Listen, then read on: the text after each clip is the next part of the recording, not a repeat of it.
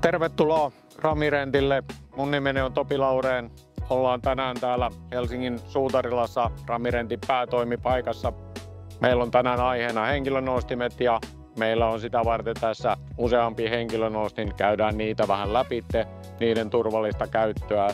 Tänään opettelemme ensinnäkin tekemään oikean nostimen valinta, oikean tyyppinen nostin siihen työtehtävään, mitä ollaan menossa suorittamaan. Sitten käydään henkilönostimien päivittäistarkastukset läpi, jotta osataan tehdä päivittäistarkastus nostimille.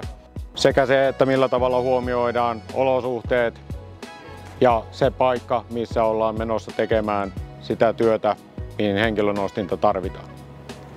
Henkilönostimien käyttäminen on loppujen lopuksi hyvin yksinkertaista. Pitää vain muistaa aina käyttää henkilönostinta harkiten, rauhallisesti ja ennen kaikkea valmistajan ohjeiden mukaisesti, jolloin koneita käytetään oikein.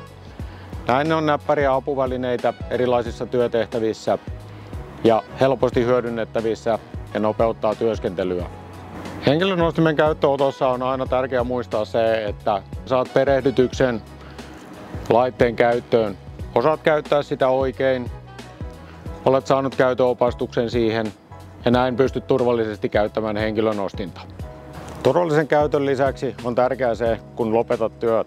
Mietit aina, mihin jätät henkilönostimen niin, että se ei ole kenellekään muulle haitaksi. Vietkö sen lataukseen, vietkö sen tankattavaksi tai valmisteletko siirtokuljetusta varten.